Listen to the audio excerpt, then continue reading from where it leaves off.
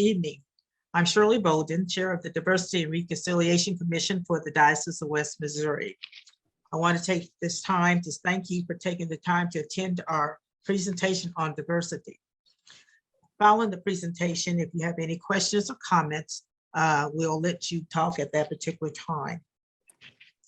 And would you like to share, Mr. Gary?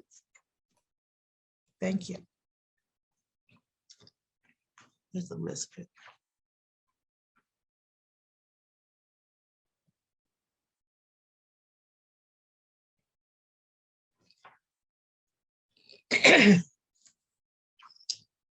Go to the next slide.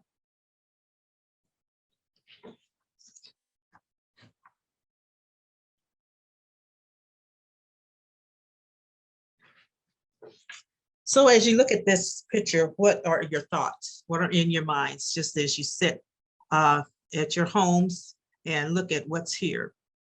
We have a sign that says colored, meaning that that's only fountain that gentleman, that young boy can drink from. Next slide. As we look at the various words shown on this page, again, what are your feelings? What are your thoughts? We look at bias and prejudice, inequality, unbalanced.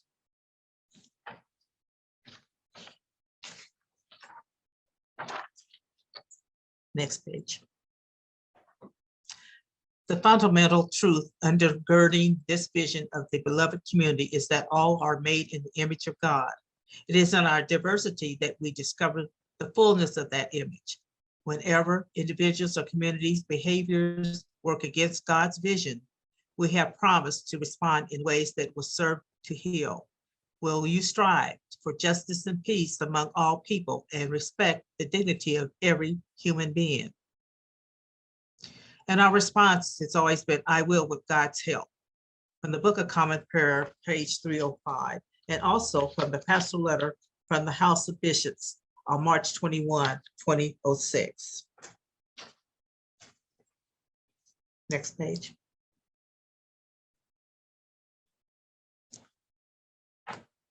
Lost you, Gary. Next page. Working for justice is difficult at best, extremely difficult at worst. Most of the time, it seems as if the more exact words for this long hope for state of being is just us, as even just me. It's one thing for churches, and yes, this is true of many denominations, to pass resolutions that repudiate this blight on our nation and reprint this personal and institutional sin, to say that we are against racism and exclusion, that we are working for justice. It's one thing for us to say that we decry the artificial and illegal barriers erected between those who have power and those who seek their rights, between those who enjoy the rich economic resources of this country and those who cry to themselves to sleep from continual hunger and deprivation. Next. It is another thing altogether to be the seeker and the advocate and the trainer and the record keeper and only super strong can labor in that vineyard alone. Only the robotic can be immune to the waves of fatigue, self-doubt, and hopelessness that frequently assail us as we work to actualize that which everyone professes to want without the pain of getting there. The purpose of these workshops are to assist dioceses in organizing to eliminate the sin of racism.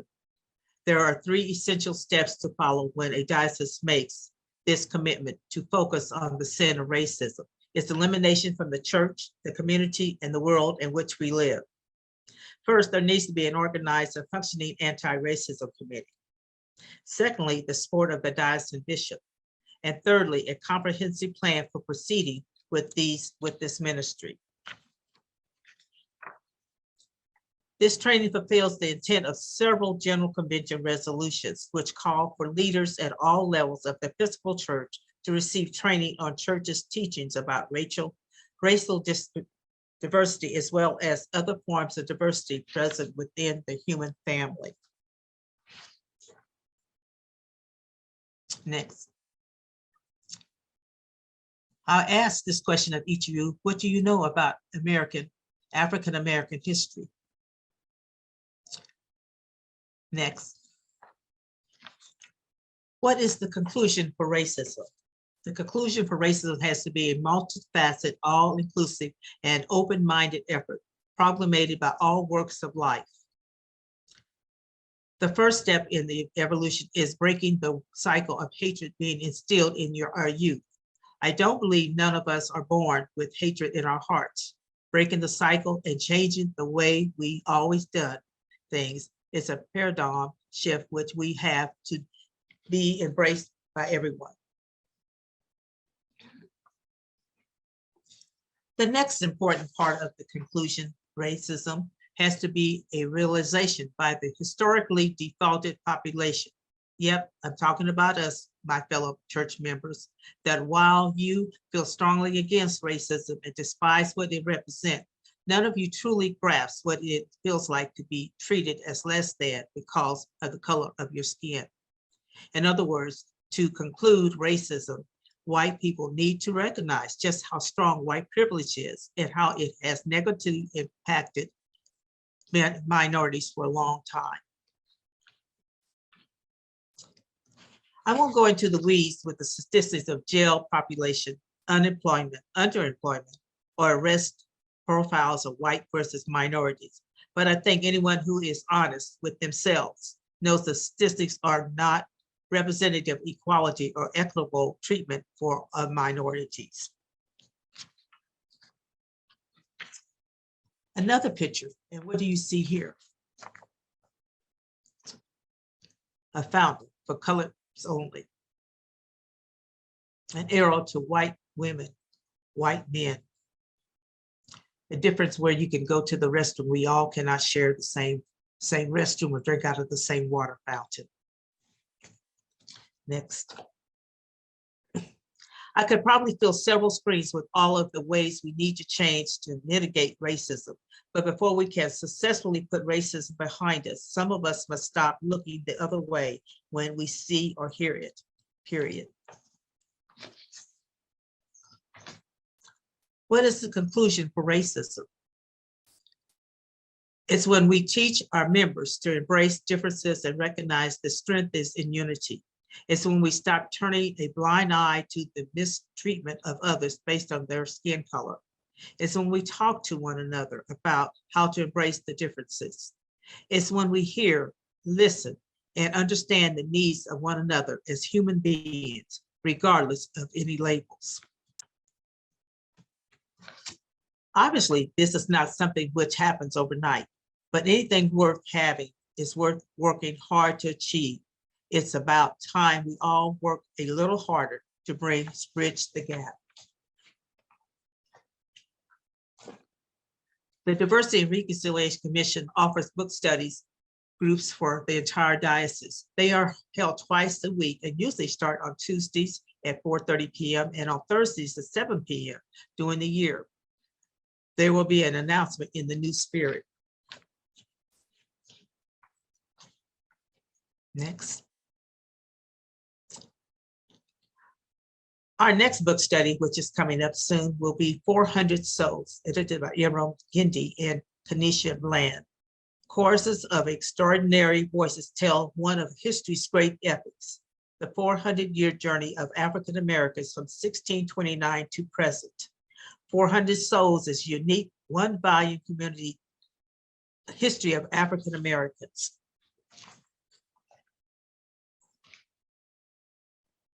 Next. Yeah. All right, Gary, there you go. There are 90 brilliant writers, each of who take on a brief period of the 400-year span. The book can be purchased on Amazon or other bookstores. We will start the book study after the 4th of July holiday.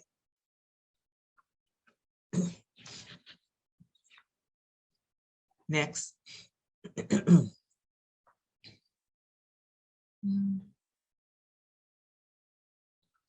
If your church or congregation would like to do a book study as a group, The commission can work with your priest and wardens to set a date and a time that is convenient.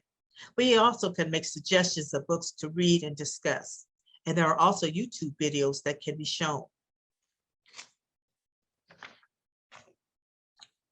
I bring this again to your attention, as many of us who are in leadership roles are required to attend and be certified that we have completed anti-racism training.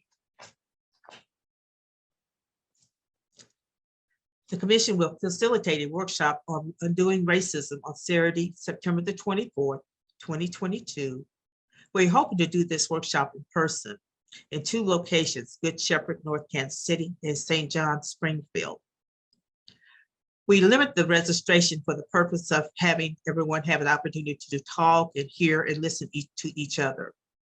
And registrations, again, will be in the new spirit when it's time.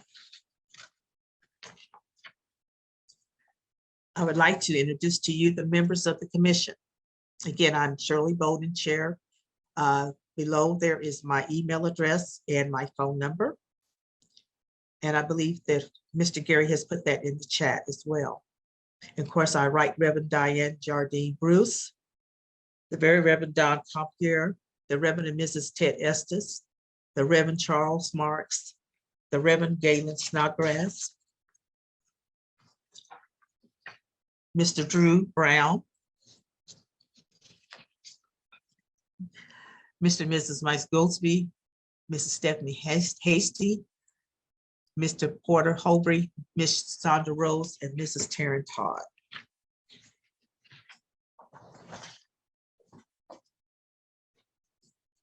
And at this time, I would suggest if you have any questions or comments, you're welcome to talk now as you wish, or you may give me an email or a call.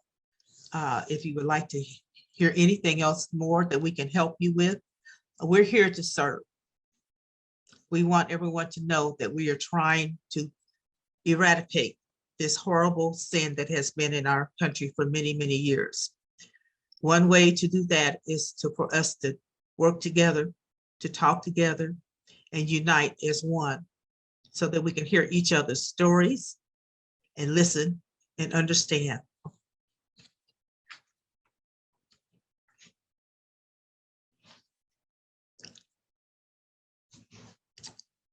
Any questions, comments, concerns? I have a question, Ms. Bolden. I'm trying to get started the Sacred Ground programming at our church. And when I'm talking to people, I find that the people who are probably could benefit from it the most are the people who are most resistant to the thought of participating in something like that.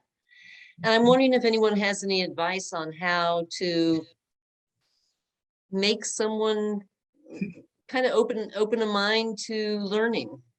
Any thoughts or suggestions on that? Ms. Susan, that is a very, very hard course to start, I want to tell you.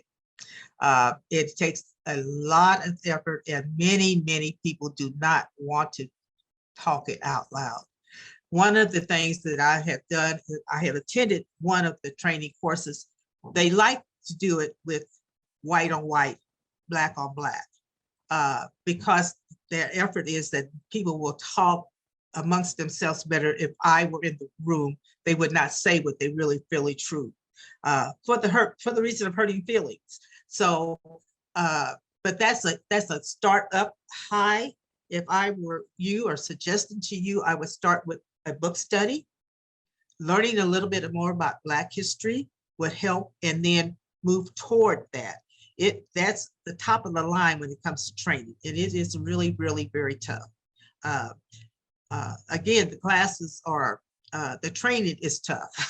I just want to, it's a lot to the training to get through it. And you really have to have people that are willing to really step forward. And it takes a bit to do that.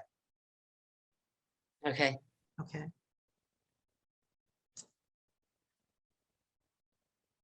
Anyone else? But thank you for asking. It is a course that's out there. Have you, let me ask, have you had the opportunity to try to go to the training classes at all? No, but there's a lady who has been attending our church, and she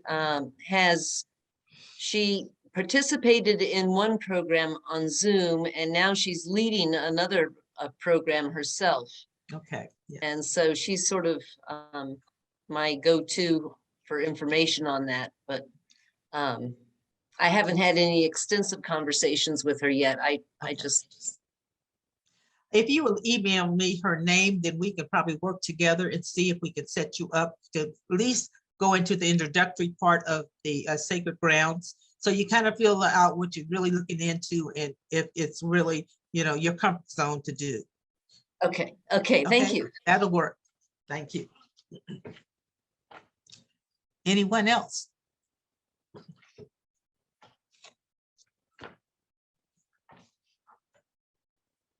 Okay, we'll go back to Deacon Larry. Yes. Well, I was wondering what the sacred ground was kind of covering. Was it talking about the Black history or what? It actually covers some of the Black history, but it really talks about what has happened with white privilege. And it really taps the doorsteps. And that's why I say it's a very hard course to take and people to accept. Many people are just not ready to hit that doorstep because they don't believe they have done anything wrong. Right. They don't believe that they've had the privilege that many others have not. Yes, Mrs. I'm sorry. My understanding, and correct me if I'm wrong because I have not been through it, but my understanding is that it looks at American history through the eyes of various different, certainly Black, but also now I think they've done some revisions. So it's looking through the eyes of various different populations, looking at the same history, but from different perspectives. Right. Right. Yeah. And I put it in good old Google and it came right up. I put Sacred Ground Episcopal Church and it shows where you can preview the materials. And they have a syllabus and they said it's a film-based dialogue series on race and faith. So if you put it in, I haven't had obviously time to read it, but there looks like there's lots of info on it. Mm-hmm. Yeah.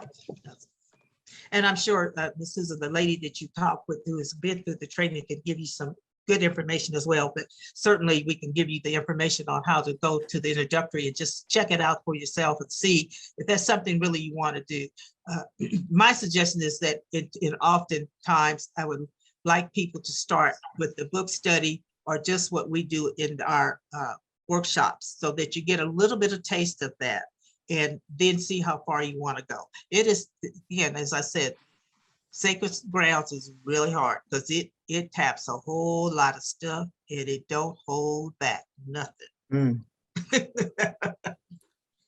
is there something maybe other than a book study, something that would require less preparation so people would be more inclined to participate, thinking it wouldn't be so much work? Is there something you can recommend along? Oh, I think that if we want, we can create anything you want to create. I say book studies because that's one thing you can do on your own and read. And then we meet and have a discussion. We don't try to do the whole book at one time. We do it by chapters or several chapters, and we carry it through 4 to 5 weeks.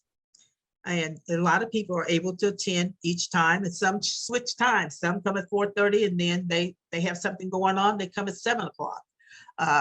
But it gives you a chance to do it on your own. And makes you probably not as uncomfortable if you're sitting and looking at me and talking to me personally, if you can read it and hear the history yourself, read the history yourself.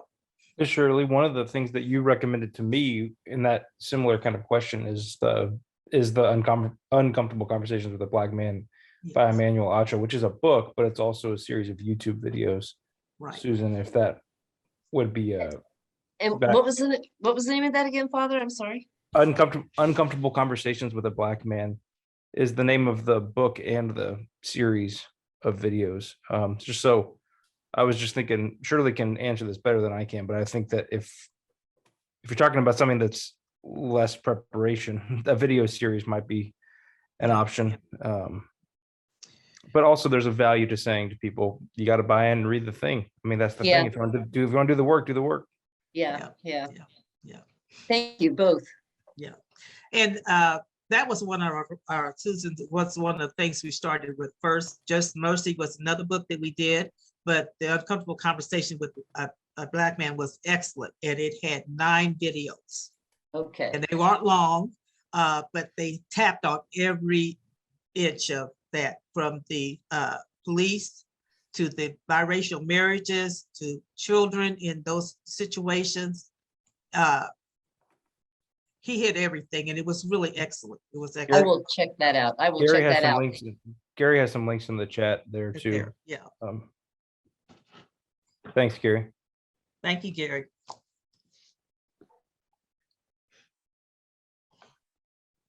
Well, I kind of lived through some of that in the 1950, whenever we used to live at 29th and Walred. Mm, And I went to Benton School from kindergarten, first and second grade. And you know what happened after? That's when they had the white flight, yep. you know, and Dad built a house over that was going to be near where, just a few blocks from where the Blue Ridge Mall was built a little later in the mid-50s or so. And he was a businessman, so he had his own business, and we had a lady, Florence, that started work over at 29th and Walworth, and she was a Black lady and was just like another mother to us. And she'd fix us meals, and because Mother had a tendency to be ill and sick and needed help. And so she worked with our family, and I didn't think a whole lot about it, you know, but that was, and my grandfather owned property down the West Bottoms, and he rented it out to Black folks, and it was not necessarily excellent property to live in, you know. And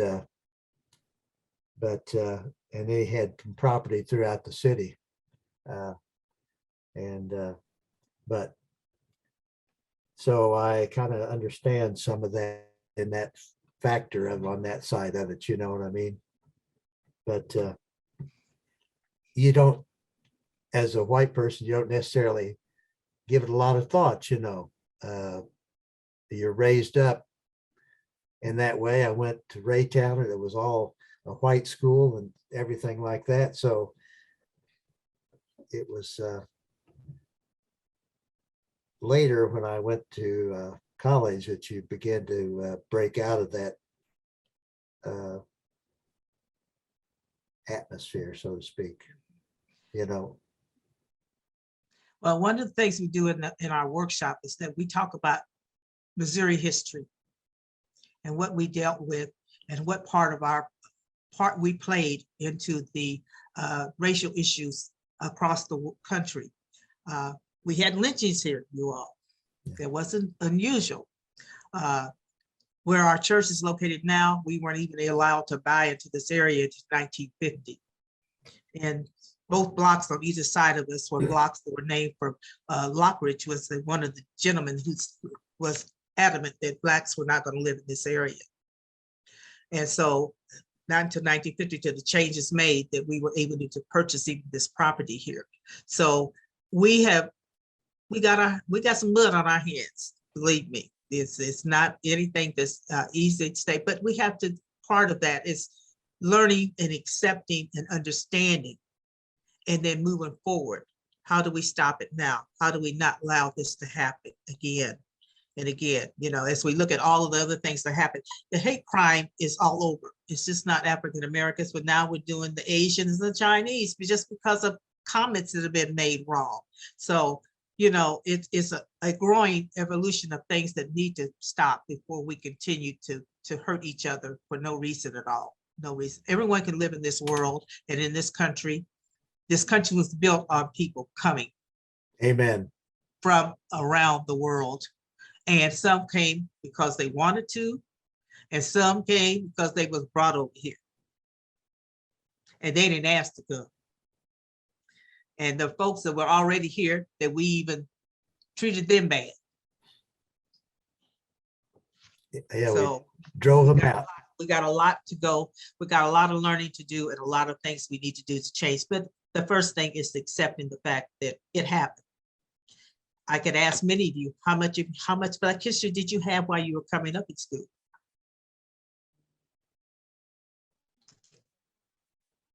You found out a few things, but you didn't find out a whole lot. And they sure didn't talk about slavery Not much. or lynching folk, okay? So there's where we are with those. Okay, any other questions, concerns? Mr. Gary, I'd like you to share the closing prayer, please.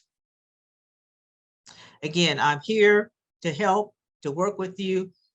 We can work up any program you want to work up. It's all to come together and to learn and help each other.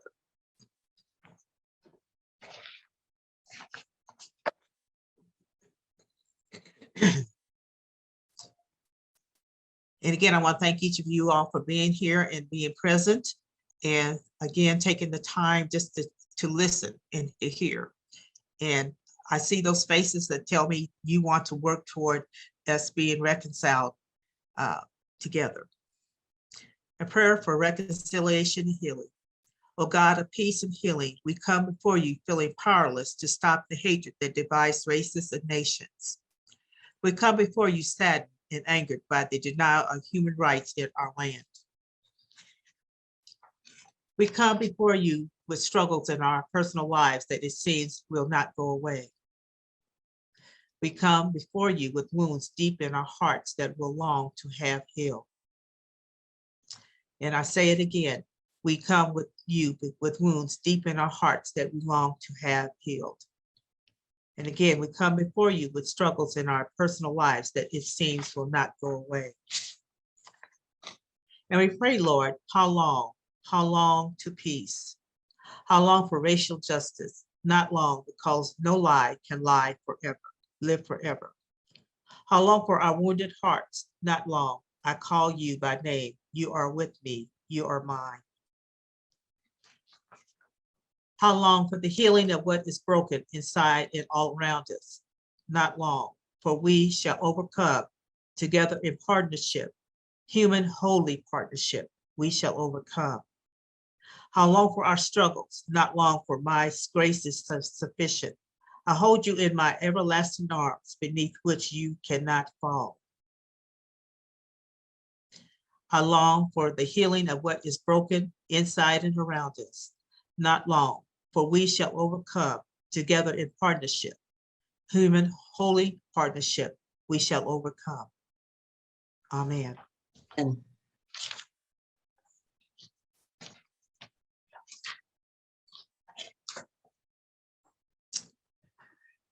Thank you all for being here. We didn't keep you long. Now you can go play with the January 6th thing that's going on. I don't want you to miss too much of that, you know. It's Yeah, fun. wouldn't want to miss that. thank you so much. I'm a part of this issue, okay? Yeah, exactly. Yeah, exactly. They could Thank do you. this. They might stand to do this a little bit. Yeah, that's Yeah. true. See Take you, care. Miss Shirley. And Thank you. all for being here. Thank you Thank you. again. Thank you. Thanks.